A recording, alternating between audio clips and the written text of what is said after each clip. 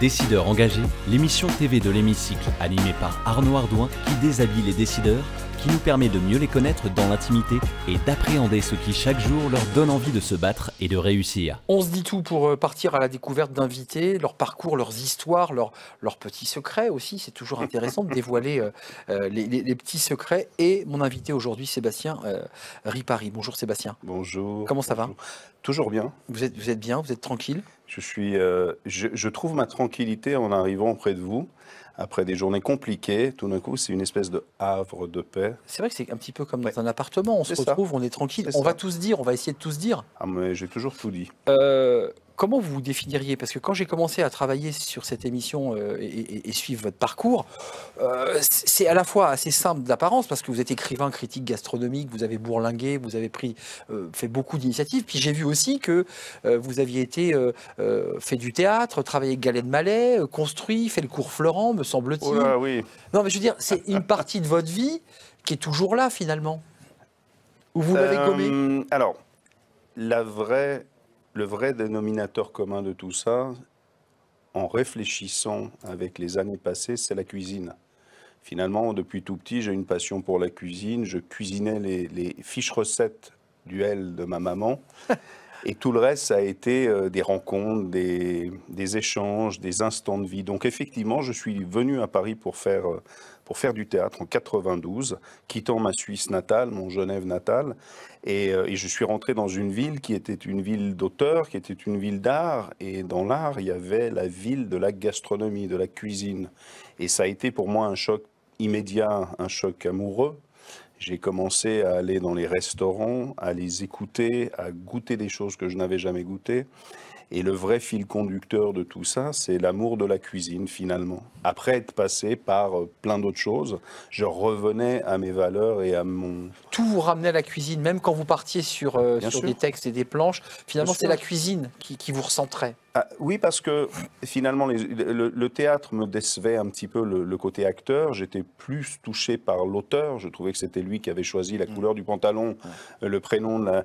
Et puis Celui qui crée, quoi. Mais bien sûr. Le et chef, à un moment donné, c'est ça. Et à un moment donné, en plus, je m'amusais à aller lire, par exemple, l'attente d'Anaïs Nin qui arrivait au Velplaire, et j'étais en train de lire dans le même lieu ce qu'Henri Miller faisait à ce moment-là. Ah ouais, génial. Et il y avait forcément de la cuisine, il y avait du thé, il y avait du café, il y avait des instants, et tout ce lien s'est dessiné. Et puis finalement, c'était la table, ce qui a résumé tout ça. La table, c'est la chose la plus importante, je pense, dans notre vie, parce que on a un premier rendez-vous amoureux autour d'une table. On a les fêtes de famille autour de la table. On a aussi la perte d'un être cher autour de la table. Les engueulades autour de la table. Les engueulades ou les déclarations d'amour. Pour nous, mais dans le monde entier, c'est le même principe. Que ce soit à la table plus haute, plus basse, sur le sol. C'est totalement universel, ça. C'est ça. C'est le moment où on se rencontre, en tout cas. C'est le moment où on se dit tout. C'est vrai, les choses les plus difficiles ou les plus belles. C'est ça. On dit au revoir, on dit bonjour, Aujourd'hui, vos combats, parce que critique gastronomique, ça veut dire que... Alors critique, je suis plus depuis des années. Mais vous l'avez été. Ouais. C'est-à-dire que vous avez tellement bourlingué à travers des restaurants que petit à petit, vous vous êtes fait une connaissance, vous avez accumulé de la connaissance. C'est ça. On est d'accord? C'est ça. Mais le mot critique, je lui reproche foncièrement, c'est d'abord d'être négatif, c'est critique. C'est vrai. Et puis ensuite, c'était de ne pas donner de réponse à la critique. Vous veniez manger, vous disiez... C'est bon, c'est pas bon, très bien, mais pourquoi et comment tu peux faire mieux? Ouais, je suis d'accord. Donc du coup, j'ai décidé de créer des process d'audit de chef dans les restaurants. Finalement, il y a quelques années, le chef était audité par le chef, et il y a le critique qui venait dire c'est bon ou c'est pas bon. Ça s'arrêtait là. Et souvent très violent pour le restaurateur ou le chef. Hein. C'est une claque terrible. Enfin, je veux dire, certains se sont suicidés quand même, enfin il y a des morts. Hein. Mais pensez qu'un restaurateur, c'est un acteur de théâtre et pas de cinéma. Tous les jours, il refait à midi son spectacle. Il rejoue sa pièce tout le temps. Et le soir, son spectacle. Et donc, ça veut dire également qu'il est humain. Que ce matin, il s'est moins bien levé, qu'il a eu des problèmes de personnel, il s'est passé des choses. Donc, il faut avoir un peu de tolérance. Et dans le monde actuel, on est tous critiques gastronomiques, on est tous journalistes culinaires.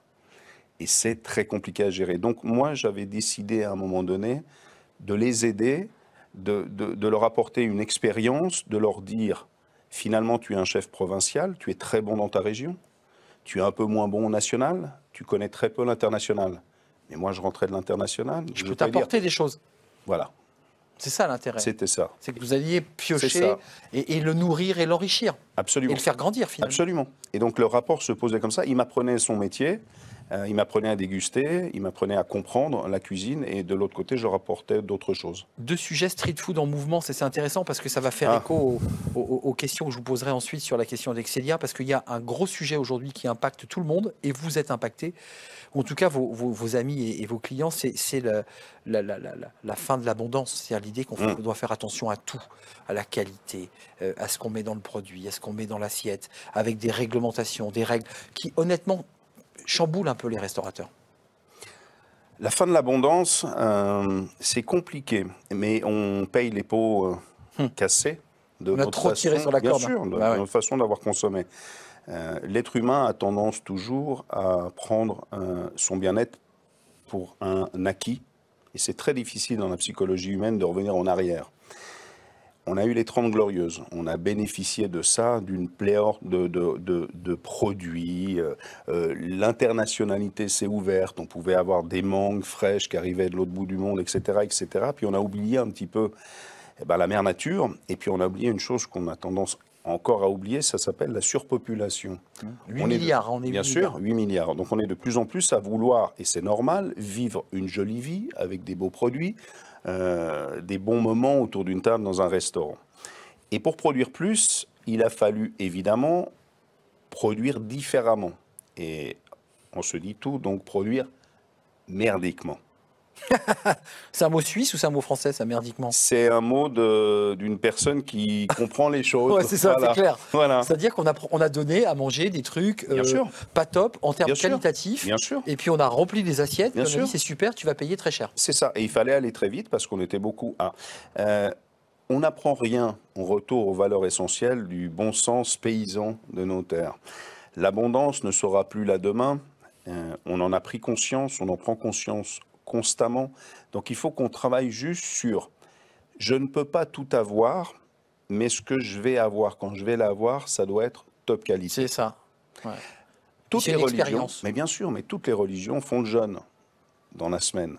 On faisait gras le dimanche. Vrai. On revient à nos valeurs essentielles. Pourquoi? Parce que la semaine, on n'avait pas les sous de manger de la viande. Par contre, le dimanche, quand on mangeait sa viande, elle venait de chez nous, de sa ferme, de la ferme du voisin, du copain, du cousin. Ça, c'est important. Nous, on est parti dans l'idée qu'on pouvait avoir tout ce qu'on voulait, ce qui était formidable dans l'absolu. Bien sûr. Mais faisons attention à ça, revenons aux essentiels. Manger plus intelligemment, ça veut dire manger plus en conscience pour sa santé et pour la planète. Ça, c'est un message que vous faites passer du côté des restaurateurs que vous accompagnez. Bien sûr, d'accord. Bien sûr. Il y a une très grande progression des chefs. Moi, je trouve qu'il y a une maturité. Bien sûr. Il y a une maturité sur ces sujets. Une première chose, ça a été la saisonnalité. Exact. Et voir les demi-saisonnalités, parce qu'on est un grand pays et que la saisonnalité du produit n'est pas forcément la même du nord au sud. Donc on a... Mais déjà, la saisonnalité, c'est pas tant les chefs qui étaient contre la saisonnalité, c'est le client. Il avait l'habitude d'avoir sa tomate mozzarella toute l'année. Et le restaurateur, par défi du business, répondait « Si tu m'embêtes avec ma tomate mozzarella, et que tu me l'enlèves de la carte, ils iront en face. Ils iront en face, c'est vrai, c'est vrai. Et il a fallu travailler 15 ans pour que ça devienne un argument de vente en disant moi je ne fais pas. Voilà. Ouais, et je vais vous expliquer pourquoi. Et là on est dedans là pour le coup on est dedans. Sébastien Ripari, vous avez sélectionné une question Excelia parmi une liste de questions et on va la découvrir. Au risque d'ailleurs de l'avoir un peu amputée cette question puisque vous aviez sélectionné la question sur l'abondance. On découvre tout de suite votre question Excelia.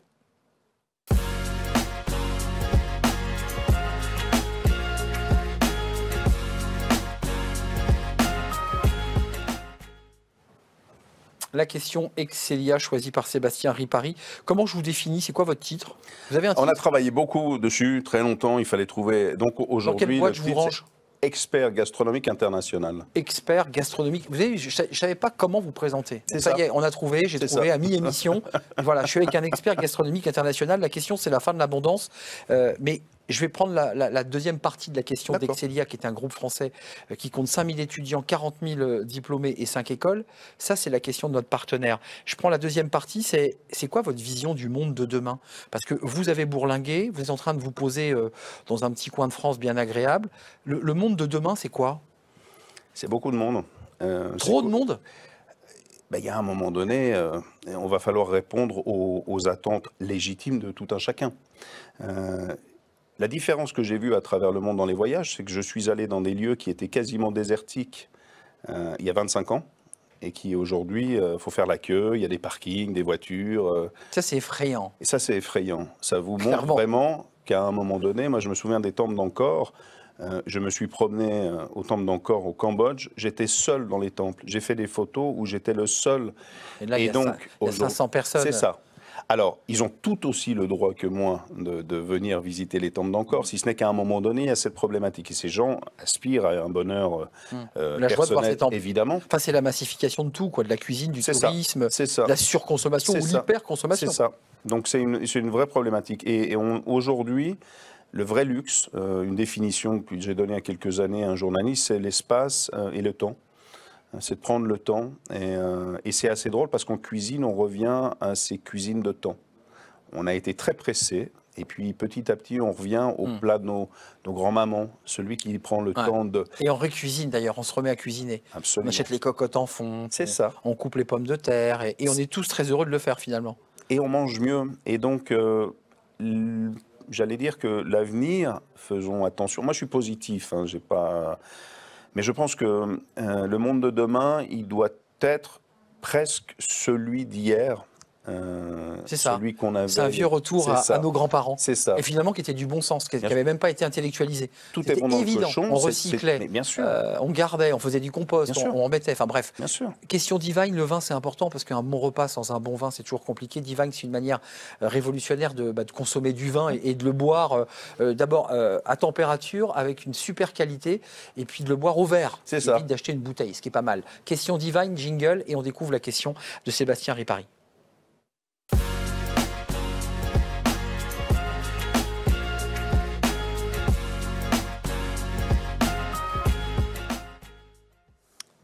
Question Divine sur cette question du vin, parce que c'est celle que vous avez sélectionnée et elle dit pas mal de choses de notre société, parce que le vin, quand on le fabrique, est un émetteur de carbone. C'est un sujet parce qu'il y a des tracteurs, parce qu'il y a des intrants, pas Bien toujours, sûr. mais il y en a. On fait comment là sur cette question du vin, là aussi pour être vertueux, tout en ayant un grand plaisir à le consommer sur une table? Et à le payer à un certain prix. Et à accepter de le payer à un certain prix. C'est ça. Et c'est là-dessus... J'allais revenir sur l'intégralité, puisque le vin est un produit formidable, faisant partie de notre territoire et de notre histoire, mais bon nombre de pays également, de produits le sont également. La vraie question, c'est est-ce qu'on est demain consciemment prêt à payer plus cher un produit pour que ce produit produise, en tout cas, moins de CO2 ou moins négatif pour la planète, peu importe d'où ça vient.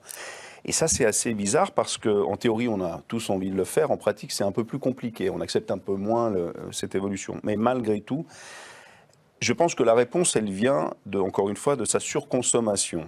On a donné un mot pour ça, flexitarien. Je le suis à 100% avant même de connaître la définition du mot.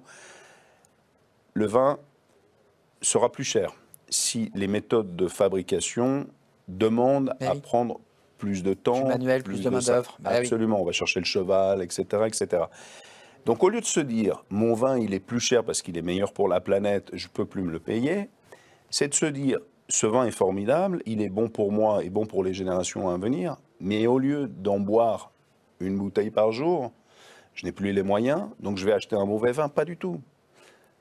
Garde ton vin. Tu le fais une fois de temps en temps. Tu n'es pas obligé de manger de la viande tous les jours. Tu n'es pas obligé de pareil. Donc il vaut mieux payer plus cher, mais avoir de la qualité, de le boire avec parcimonie. C'est une question. Bien sûr. Sébastien, vous allez avoir un privilège de roi. Vous allez pouvoir regarder la caméra dans quelques instants après le jingle. C'est la question de l'hémicycle. Mais oui, c'est pas rien.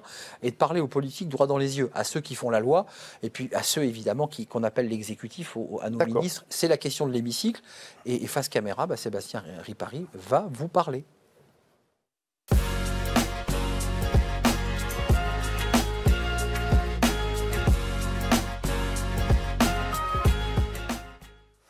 Sébastien Ripari, expert gastronomique international, oui, c'est un moment difficile parce qu'il faut parler droit dans les yeux aux députés. Vous avez peut-être quelques petites choses à leur dire à ces députés?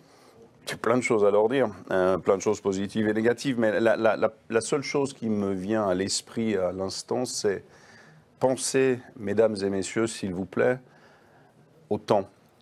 Ne pensez pas à court terme. Ne pensez pas à l'intérêt du court terme. Je sais que parfois c'est la voie facile.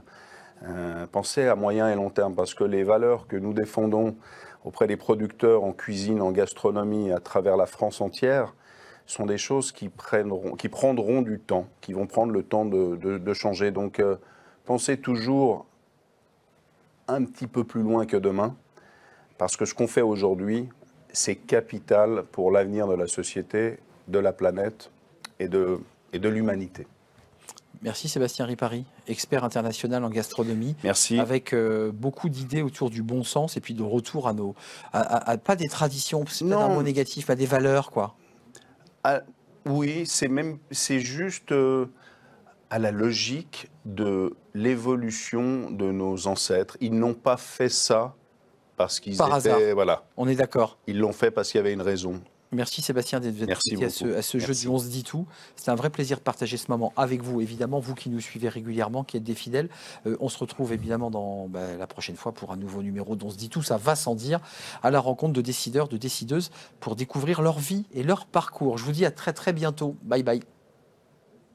Décideurs engagés, l'émission TV de l'Hémicycle animée par Arnaud Ardouin qui déshabille les décideurs, qui nous permet d'appréhender ce qui chaque jour leur donne envie de se battre et de réussir.